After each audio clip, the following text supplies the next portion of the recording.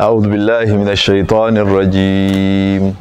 بسم الله الرحمن الرحيم إن الحمد لله رب العالمين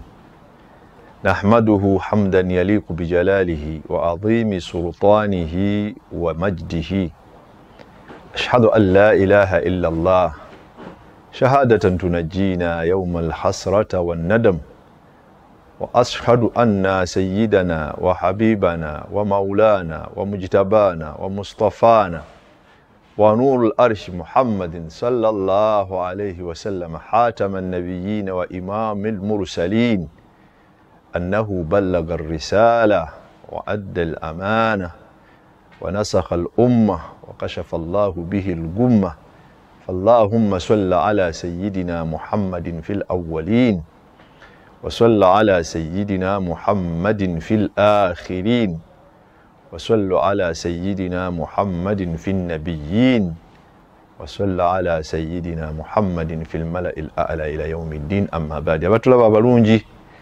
omulungi Allah tumwebaze lubeerera ensonga essatu ze tuteera okumwebaza nga tutandika okujjusukanya kwaffe ala wahiya salamatul buyut emirembe gy'ewaka bwe tuba tusula wa salamatil abdani min al amrad n'emirembe gy'okubanga tetulina birwadde by'amaanyi bitusumbuwanga bannaffe balala wa salamatil arzaq al yawmiya n'okubeera nga tulina emirembe gy'okubanga tusobola okufuna ekyokulya ky'olunaku tugamba nti alhamdulillahi rabbil alamin. Tuzeeko okwebaza Al Hidaya Media ekulembeddwa muganda wange mukwano gwange Sheikh Ekigozi. Allah tumusaba muwangaaze mulimo gwakola naddala mu group eno ey'abawalimu abalungi. Tubasaba Allah subhanahu wa ta'ala abatwalira awo abongera okumanya okulungi wakati mu media zaabwe wakati mu bye basomesa n'ebirala. Abatulaba omulundi oguwedde tulina omusomo gwe twali tusomako ogukwata ku waka nga tiwali kigenda kugonjoola society yaffe okujjako okubeera nga tutereezezza ebintu bino bisatu. Omugezi omu yawandiika ekigambo nti iza aradta hadmul qiyani albalad, oba oyagala kumenyawo society yonna naga nti ogenda mu mpaji ssatu n'ozizannyiramu. Empaji esooka gy'osooka okumenya qudwatil muallimin, okujjawo abasomesa oba institutions ezisomesa kasitozi ozitandika ozikosa omanya nti society ogiriko. Ekyokubiri naga nti qudwatil usra, nojjawo obusobozi bwa families be bakyala be baana be bazadde n'obajjako obusobozi bwabwe balina okukola buli muntu okukola gundiye. Then ekyokusatu n'agamba nti n'omenya emiasasaati enkola gyazo. Naye lwaleero nze nasigala nga njagala nnyo tutambulire ku famire. Buli bw'obeera nga famire zaffe zitebenkedde n'ebisigadde bijja kutereera. Gyonna bawadde ekyokulabirako ne muga nti wallahi waliwo famire gye nagendamu olw'okuba abaana baabakoze ekyejo oli najja wasiza mu nnyumba ya kitaawe ne nnyina. Kitaawe yali yafa nga wasigaddewo nnyina, naye omwana bba w'omuwala bwe yafudde omwana akwata ekkufulu n'agissa ku nnyumba olw'okuba nga alaba ya bbeeyi, n'agamba nnyina amuzaalira omwami nti fuluma wano mutabani bba wange yali akuleesewo obuleesi kukulabirira. Ebyo byonna biggwamu ensa wakati w'okubeera ng'ono tumukkiriza okuwasiza ewaka, ate ne wakati w'okubeera ng'omuwala ono gye yava tebaamugunjula, kuba singa abako nabo bategedde nti embeera efaanana bwetyo wallahi bandibadde awula okuyingirira ensonga eyo. Olwaleero omusomo gwaffe gugamba nti attaayushu assilmi, okuwangaala okw'emirembe. Oweekitiibwa Allah subhanahu wa ta'ala mu Qur'ani muno ayina buli ssuula kye yagenda agiteekako nga kiriko obukulu bwakyo.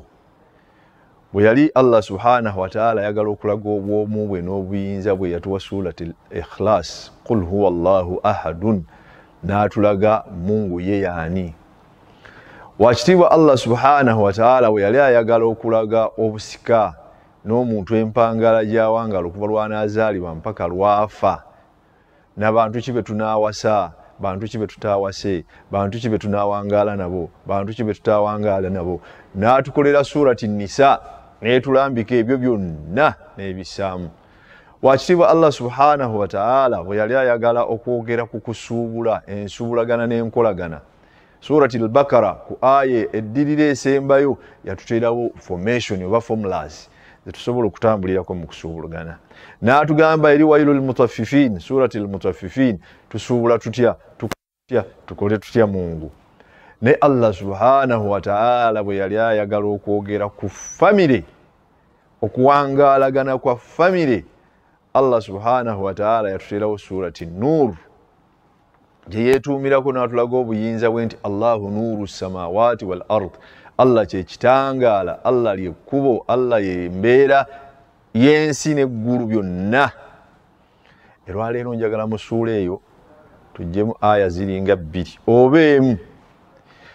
Okuwangaala kwe tuwangaala wakati mu kubeera nga tukansolinga families, waliwo family gy'ogenda n'osanga nga wallahi ejjudde ebigambo. Gundi yaŋŋamba, gundi yaleeta obulogo, gundi yesenga wange yatuula simanya nga bantwala okumpasa, fulani yandoga sirya mmere, gundi badu ba Allah subhanahu wa ta'ala beera ng'oteeka mu bulamu bwo nti ne bw'onaaba kabaka, ne bw'onaaba president, ne bw'onaaba ani, ebikwataganye ne families oteekeddwa okwogerwako. Kaifa la walam yuslim fiha ar-rasulu sallallahu alayhi wa sallam, bw'onaaba ani nga ne bannabbi Muhammad sallallahu alayhi wa sallam, ne bannabbi bonna wallahi bonna lam yastaslim fiha, tewaliwo yawona kwogerwako. Ndiye Sheikh Nasiri ayenda, ndiye wallahi twamulabye ng'ayenda, twamulabye ng'ayingira mu hoteri bweti ne bweti ne bweti ng'ayina omukyala. Juzi n'adde ndaba mwennyinaze Laila Kalanzi Kachapizo yadde ayina ekigambo kye yabadde azannyako ekisomesa amaka, Allah musiima omwana muwala oyo. Laila Kalanzi yagenze n'akeera kye yadde azannyako n'agenda kumpi ne lodge oba kumpi ne hoteri, n'alaba emmotoka ng'eyingidde ng'agimanyi ya neighbor we, n'akubira muka neighbor essimu n'amugamba nti ya subhanallah makaago gwonoonese, baawo emmotoka ye yiino ngikukubire n'ekifaananyi ngikuweereza ku WhatsApp, naye yasuze mu lodge n'omukyala gwe yadde ayogerako. N'amugamba nti ate weeraliikirira,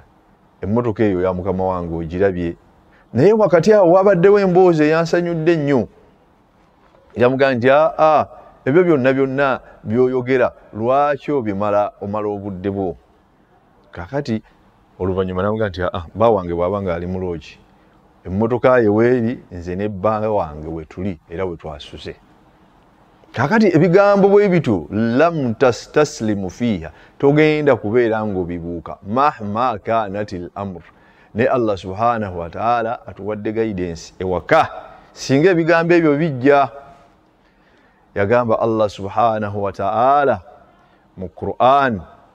ebigambo ebisinga Allah bw'aba ayogedde ekigambo nti fasiqun, omwonoonefu, kiba kiri mu ddaala ddene.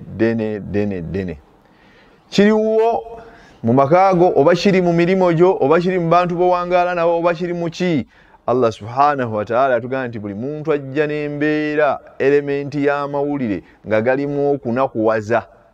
naye nga kyeganakuwazaako si kituufu, agaleeta oyo Allah subhanahu wa ta'ala yamuyita mwonoonefu. Yagamba Allah, auzu billahi minash shaitani rrajim, ya ayyuha alladhina amanu, abange mmwe abamanyi amateeka ga Allah, abamanyi enkola ya Allah, abamanyi obulungi bwa Allah, abamanyi okukkiriza mu Allah, in ja'akum fasiqun binaba'in fatabayyanu. Omwonoonefu yenna bw'aba akuleetedde amawulire galeese, fulani yakoze bw'ati, fulani yakoloze, fulani yakutambulira, fulani yakulemesa okubeera ng'ogenda mu maaso, fulani mukyala wayenda, baawo atambula bw'ati, baawo mubbi, baawo muki. Before you react, kubanga ekyo ekizibu kye tulina ku social media, nti omuntu bw'aleetayo eggulire, ebiseera ebisinga tutambulira ku sayidi yoona alireese, tutateera kufuna sayidi eno ey'okubiri. Kati Allah subhanahu wa ta'ala ono aleese, ebiseera ebisinga amuyita fasikun, mwonoonefu. yaga nti fatabayyanu nga tonnaba commentinga kugulira eryo sooka weekenneenye kyogenda okwogerako kyogenda okuzzaako antusibu qauman bijihalatin kubanga ogenda kutuusa ku bantu bw'okosa mukyalawo Allah kyeyava akozesa eddoboozi nga libuna bangi bw'okosa mukyalawo kitegeeza an extension oyo no okosezza abaana babakuvaamu bw'okosa omwami wo extension abaana bano bagenda kukosebwa bw'ovaawo obukojja kuba obukosezza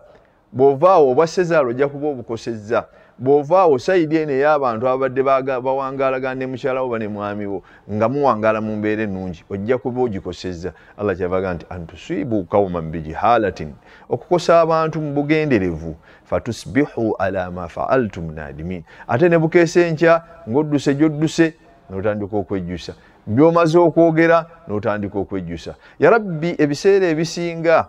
lwaki tubeera nnyo ku usra zibeere nga ziri bumu tulina ekizibu ky'essimu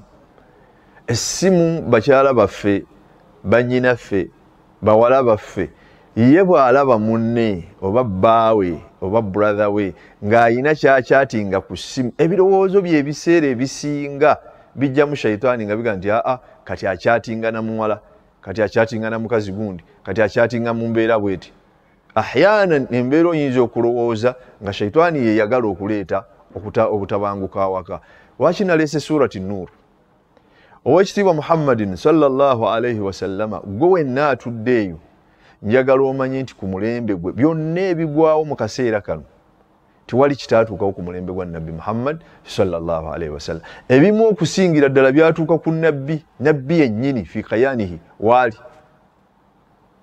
ekyokulabirako nti nabbi sallallahu alaihi wasallama baamukolerako olusirika bonna bakyala be ne bamusirikirira omulundi gumu ayagala kwogera n'ono n'agaana n'ayagala okwogera n'ono n'agaana kati omwami ali eyo oba omukyala ali eyo si gwe asoose okubeera ng'afuna olusirika awaka naye ekkuba erisinga okubeera ettuufu lyeriwa engeri gy'ohandolingamu olusirika lwo owekitiibwa Muhammadin sallallahu alaihi wasallam mu aya ezaamukkako tulina aya ze bayita eza hadisi ifqi hadisi ifqi kyali kifaanana kitya nti owekitiibwa Muhammadin sallallahu alaihi wasallam kullama aradu alkhuruji liljihad au lisafarin kana yaqtari'u bayna nisaihi buli bwe yayagalanga nabbi sallallahu alaihi wasallam okubaako olugendo lwagenda mu bwenkanya yakubanga akalulu wakati w'abakyala bani gwatambula naye awo nyini nga tukyayimiriddewo weesangayo omusajja ng'alina abakyala basatu naye nga yajjako omu buli wagenda nga gwatambula naye tewali tarfihi kutwalako banne bano abalala abasigadde kubaako ne balambula mu mbeera y'ensi nga Allah bwe yatulagira naye nabbi sallama yalondanga akalulu gundi fulani leero gwagenda n'omulala fulani gwagenda Allah fashaa olunaku lumu Allah nga yagala otuwa ekyokuyiga ffe abajja gye bujja mu maaso kibeere kyakuyiga kuba nabbi sallallahu alaihi wasallam Allah yalina byamulaga direct namugamba nti kino kibaddewo oba tekibaddewo naye kino kyali kyakusomesa ng'omufumbo yenna ali eyo gwawangaala ne munno yenna ali eyo nti nabbi sallama kwolwo akalulu kakwata mukyala we Aisha bwe kakwata mukyala we n'atambula n'agenda gye baalaga batuuka gye batuuse bye baali bagenza okukola ne biggwa lwali lutalo nabbi sallallahu alaihi wasallam wakati mu kubeera ng'amaliriza olutalo agamba basahaba be halumma tudde gye twavudde naye jjukira nti bakyala ba nabbi babeera ku muakhirati aljeish babeera awasemba eri awasemba ejje gye likoma bwe batandika okusimbula beerabira gwe beerabira yali mukyala wa nabbi Muhammad sallallahu alaihi wasallam engeri yali omutono n'omuto naye batuuka e Makka wawayise akaseera oba Madina wawayise akaseera ne wabaawo sahabi aljalil eyali akebera ebiba bisigadde mu lutalo nga luwedde n'asanga mukyala wa nabbi yaga nti wallahi ma nadhartu ilaiha kattun bwe mmala okumumanya nti kisaddamu kwetegereza kyonna kyonna kyaddako naga nti wala kallamtaha kattun saayogera naye bigambo yadde n'amuteeka ku kyebagala kye n'amusika n'amuleeta n'amutuusa e Madiina naye bw'atuuka e Madiina abaasooka okumulaba mu omwali abasatu Allah bwe yatunyumiza mu Qur'an wa ala thalathatu alladhina khulifu n'abasatu abaayogera bye baayogera naye nga baali bangi yaga nti wallahi ma najat minhu wala naja minha. Nti omusajja ono aleese mukyala wa nabbi tayinza kubanga amuwonye, n'omwami naye tayinza kubanga awonye Aisha. Bagenze mu mbeera ez'obufumbwe, mu mbeera etali ntuufu. Dhaqat ala rasulillahi sallallahu alayhi wasallam alkhila. Nabbi sallallahu alayhi wasallam nakuwala embeera nemufundirira ku kyalo ku Madina bonna boogera nti mukyala wa nabbi yayenze. Nga naawe bw'onaabeera ng'olina mukyala wo wallahi ayinza okuba mwesimbu,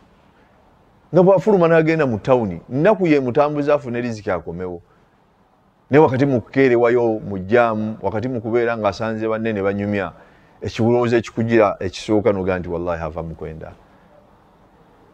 Naye Allah subhanahu wa ta'ala shaa ekyo kijje nga kyakuyiga gye tuli, kubanga Nabbi sallallahu alaihi wasallam yagamba Aisha nti sooka oddeko n'ewaka gye bakuzaala male kukakkana embeera. Naye wallahi labayo okuyigiriza kwa Allah wakati we n'ebitonde ffe ebyajja oluvannyuma. Yali ateguka asobola okukola kamera n'agiraga Nabbi nti bano baatambudde we bati tibalina kye baakoze, ne batambula ne batuuka nga bwe yamulaga ku Najashi. Najashi yali wa Ethiopia, ne banaaga nti muddu muganda wa mwafudde tumusaalire tumusabire. Naye teyamulaga kamera, yayagala bisooke bibeewo. Era Allah subhanahu wa ta'ala kyava ayogera ebigambo bino nti innal ladhina jaa'u bil ifqi usbatun minkum. Yaga nti Allah batambuzizza olugambo olwoga nti Aisha yenze kwono, yaga nti bantu mummwe. Naye wallahi okumanya Allah yatusoma obwongo bwaffe, omutonzi waffe alhamdulillah. Yaga nti la tahsabuhum sharrun lakum. Baba byogedde timubatwala nti kibi, anti babi gye muli, oba kibi gye muli, nedda. Nti Allah buli bwakuleetera abatambuza olugambo, mukyala wo n'aga nti gundi yaŋŋambye, tuli yakitinga kisusse. Era wallahi aya eyo essuula eyo tunaatufunye obudde tujja gitambulirako nnyo okubeera nga tumanya ataayushu silmi, okuwangaala okw'emirembe. Yaga nti la tahsabuhum sharrun lakum, abo temubayita babi gye muli. Yaga nti bal huwa khairun lakum, abantu abo balungi nnyo gye muli. Naye yaga Allah nti likulli mri'in minhum maktasabu min al ismi, buli muntu ajja kufuna empeera ye y'ezzambi lye ly'abaakoze. Kubanga abantu abaali ku kifaananyi ekyo balinga bw'olaba ku social media zikati bwe tuli, nti eggulire bwe likugwa mu matu bwe liti, bw'oyongera kwonoona qabla al islaha nga tonnalongoosa. Nti Sheikh Nasiri mubbi, ndiye wallahi mubbi asingira ddala obubbi. Sheikh fulani muyaye, Sheikh mulwadde nnyo oyo muyaye ekisusse, nga tonnaba kubeera nga atalinga wakati w'abafumbo, wakati w'abaana n'abazadde baabwe, wakati w'abaana ne famire zaabwe, wakati w'abaana n'edduniya yaabwe, wakati w'obulamu bw'otambuliramu. Allah subhanahu wa ta'ala tugaidinga mu aya gye twatandise. Ne Allah subhanahu wa ta'ala daweyo bwe yawunzika ekigambo kino, yagamba nti inna alladhina yuriduna an tashia alfahishata fi alladhina amanu, buli muddu yenna ayagala okutambuza obwonoonefu mu baddu abalongoofu abakkiriza Allah, yagamba nti lu'inu, bakolimire. Omusajja ojja mumusanga nga ye buli kadde ne bwatuula mu banne talina mboozi gy'aleeta okujjako okubeera nga aleeta lugambo kwonoona famire. Naye Allah subhanahu wa ta'ala ekyokubiri wakati wa nabbi okubeera nga anyiize, Allah n'abarra'a Aisha n'agamba nti ulaika mubarra'una mimma yaqulun, omukyalo oyo gwe boogeddeko nti ddala ddala yayenze, bari'un, ali innocent. Naye wakati awo waliwo emboozi ennene nti Allah subhanahu wa ta'ala wakati wa Aisha okudde ewaka amusindise wa mukwano gwa nabbi yali asinga obulungi, abaaye buli bwogenda mu maka n'owasaamu oba ofuuse wa mukwano nnyo. Wakati wa Aisha okuddayo wa Abubakari, salaamu wakati wa Abubakari ne nabbi, abantu abo mu history nga bamanyi yali etandise okubeera nga buli muntu akwatibwa ensonyi okusemberera munne. Nabbi atunulira Abubakari ng'eyamuwadde omwana atali mulongofu ekifaananyi ekyo kisike Nabbakali yagaa nti mukwano gwange nfanfe ekigambo ekyo ne kigwawo bwe buko naye wallahi Allah subhanahu wa ta'ala yayogera ebigambo bino n'akuwa ekifaananyi n'agaa nti ebintu ebyo bisatu bw'oba ng'oli mu mbeera eyo yatugaa nti fala taqbalu lahum shahadatan abadan abantu abafaanaganako ng'abo temuddangamu kutwala bujulizi bwabwe sawa abujulizi bwa nsi sawa abwa ddiini tumuyita fasikun mwonoonefu n'agaa nti faulaika humul kazibun abantu abo balimba mu bubumbwa bwabwe mulimu obubumbwa obw'okulimba nabwekitabo Oluganda eddakiika zaffe zino 25 media zeetuwa okubeera nga tubako kye twejjukanya njagadde nnyo olwaleero tubeere nga tusoma ku kigambo kye bayita at-ta'ayush as-salmi okuwangaala okulimu emirembe nina ekyafaayo nakitunuulidde jjo nekyetegereza nti wabeerawo omwana omuto ewaka oba omwana atazaalibwa waka omusajja yagenda nayeesanga ng'akomyewo omukozi ewaka awaabira omwana omulenzi omuto basisita be bawaabira omwana omulenzi omuto maama w'omwana awaabira omwana omulenzi omuto nga bamanyi kitaabwe obukambwe bwagenda okumutuusaako bugenda kubeera buzibu naye omusajja tasarrafa fi tasarrufu al-aqliya warrujula yatambula n'akola enkola esinga okubeera omusajja yenna gye wandikoze omuntu yenna yandibadde awuliriza ensonga gye wandikoze n'agamba omwana we nti tugende kusaala tugende tusaale omulenzi n'agenda ne bagenda naye ku masijidi bw'atuuka ku masijidi omwana ono yeeraliikiridde akimanyi nti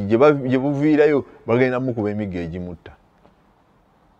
naye bw'atuuka n'amugamba nti awo okusinziira ndabye ono akuwaabidde n'oli akuwaabidde n'oli akuwaabidde lwaki tasarrafta bitilka al-awsaf watambudde mu mbeera efaanana bwetyo ne boogeraganya omuzadde ogenda okudda eyandibadde akwata ekiggo namugamba nti kakati ekibonerezo ekyo ogenda kugenda osiimuule emmanju oba ogendagenda osomba amazzi fahatha huwa al-islam obusiraamu bwe butyo bwetwandilwagidde tusaba Allah nannyini buyinza mu musomo ogunaddako tugenda kutunula mu surati Nuuru tulabe empisa ezisinga okubeera nga Allah zaatukubiriza mu kuwangaala kwaffe subhana rabbika rabbil izzati amma yasifun wasalaamun ala al-mursalin walhamdulillahi rabbil alamin wasalaamu alaykum wa rahmatullahi wa barakatuh